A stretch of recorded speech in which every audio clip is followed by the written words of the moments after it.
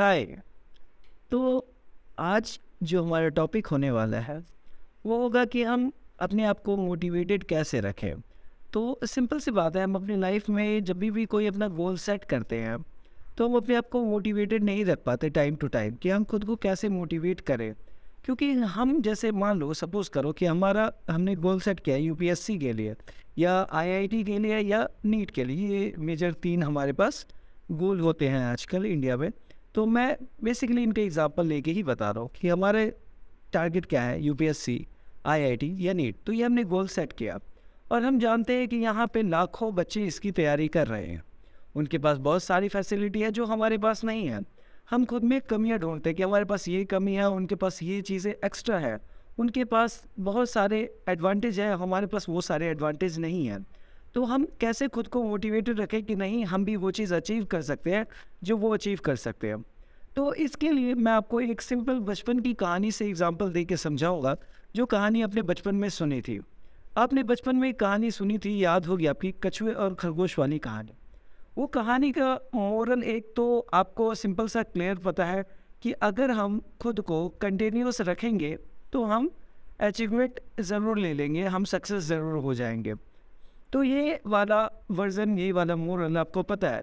लेकिन मैंने जब उस कहानी को बाद में समझा तो उसमें 2 और मोरल थे जो ज़्यादा इम्पोर्टेंट रखते थे। वो क्या है, उनके थ्रू ही मैं आपको थोड़ा मोटिवेट करने की कोशिश करूँगा। और बस मैं ट्राई कर सकता हूँ आपको मोटिवेट करने के लिए, क्योंकि मोटिवेशन एक अंदर से आएगी। तो बस आप दूसरों को देख के खुद को कम ना समझे, खुद को ऐसा ना समझे कि हमारे पास ये चीज़ें नहीं है तो हम उसके लिए कैपेबल नहीं है। तो ये सब बातें हमें नहीं सोचनी है। तो सबसे पहले आपको याद होगा कि कछुए और खरगोश की रेस होती है।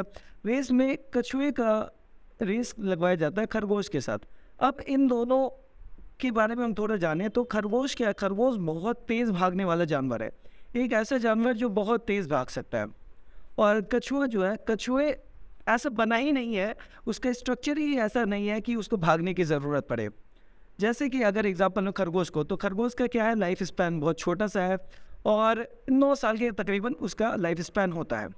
तो अब वो, उसको क्या बात है कि उसको खाने के लिए और भी जानवर हैं जो उसको खाते हैं। तो उनसे क्या होता है, उससे उनको भागना पड़ता है। तो उसने खुद को ऐसा बनाया, नेचर ने उसको ऐसा बनाया कि वो बहुत तेज़ भाग सके, क्योंकि उसको तेज़ भागने की ज़रूरत है। और दूसरी साइड है कछुआ, जिसकी जो लाइफ स्पैन है वो है 100 ईयर्स की। अब जितने जानवर उसको खाने की कोशिश करेंगे तो वो क्या बात है कि अगर उसको भागने की ज़रूरत है ही नहीं कछुए को। कछुआ सिंपल सी बात क्या है, वो अपने हेलमेट के अंदर, जो उसका कवच है उसके अंदर चला जाएगा। और जो जानवर उसको खाने के लिए आया, सपोज करो कि उसको भेड़िया खाने के लिए आया, वो कछुआ जो है हमारा, वो अपने कवच के अंदर चला गया, शेल के अंदर चला गया। तो अब क्या बात है कि भेड़िए की पूरी 1-2 जनरेशन निपट जाएगी और वो अंदर आराम से चुपचाप रह सकता है। और हो सकता है तब तक कछुए के दूध के दांत टूटे। तो ऐसा हो सकता है। तो कछुए को नेचर ने ऐसा बनाया ही नहीं है कि उसको तेज भागने की ज़रूरत पड़े, ठीक है। वो धीरे धीरे चलता है और जहाँ भी जाना उसको टाइम की कोई कमी नहीं, उसके पास ज़िंदगी 100 साल की है। बट जबकि खरगोश के पास क्या बात है, खरगोश की ज़िंदगी है सिर्फ 9 साल की। तो उसको तेज़ तेज़ भागना पड़ता है, तेज़ से जल्दी जल्दी काम करना पड़ता है। तो अब इन दोनों का रेस लगाना जा रहा है, जहाँ पे एक एकदम भागना नहीं चाहता, क्यों? क्योंकि उसकी स्पीड बहुत कम है, दूसरा बहुत तेज़ भागता है। इन दोनों का रेस लगाया जा रहा है।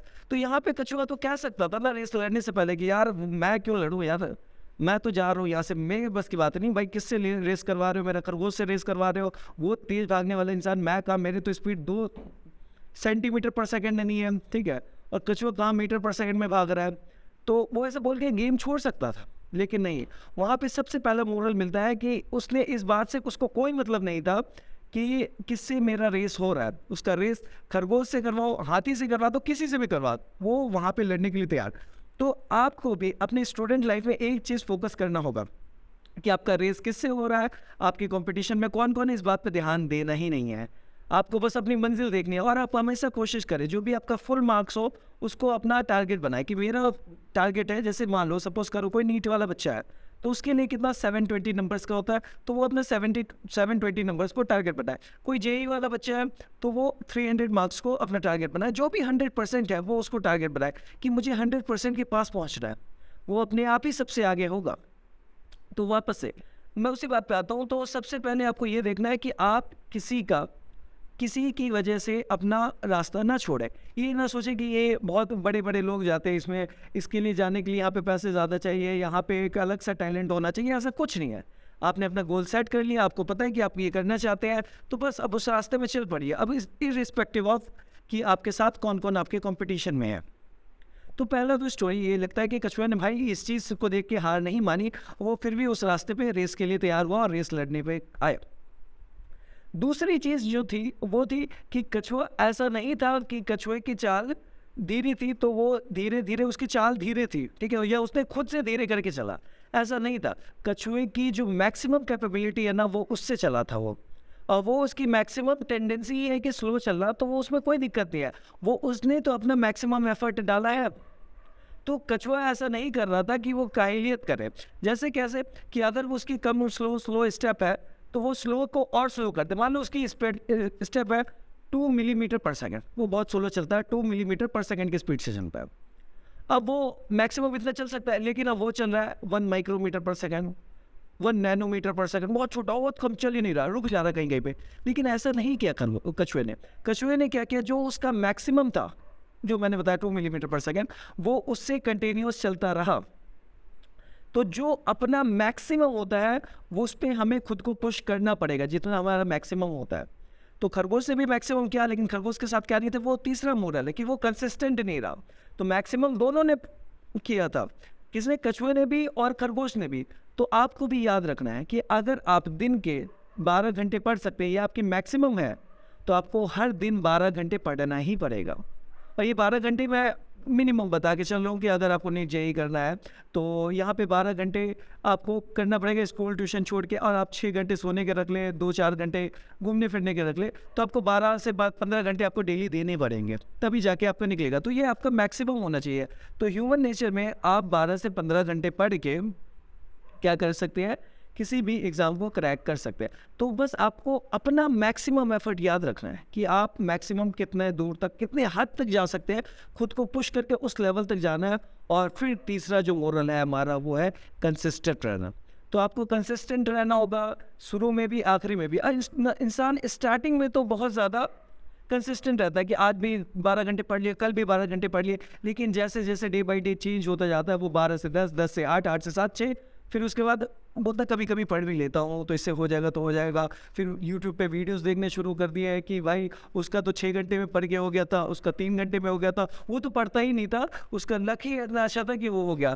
तो एक बात याद रखना, लक के अगर भरोसे चलोगे तो इट इम्पॉसिबल, वो कभी कभी होता है, लाखों में एक का होता है। तो यहाँ पे परसेंटेज 1% भी नहीं है, वरना मोस्टली बच्चों का क्या है, इंसान के बच्चों की तरह चलो भाई और मेहनत करके चलो, पढ़ाई करके ही निकलेगा, किस्मत के भरोसे बैठ के कोई फ़ायदा नहीं है। तो आप अपनी मेहनत को जितना आपका मैक्सिमम उतना मैक्सिमम करें, कंसिस्टेंट करें, और इस बात को भूल जाएं कि आपका कंपटीशन किसके साथ है। तो पक्की बात है, आपका जो भी आपका टारगेट है वो आपको अचीवमेंट ज़रूर मिलेगा। तो होपफुली आपको इससे मज़ा आया होगा, आपको काफ़ी मोटिवेशन मिलेगा। तो ऐसी चीज़ें जानने वाने के लिए आप हमारे चैनल फिजिक्स मैन को सब्सक्राइब कर सकते हैं। Thank you.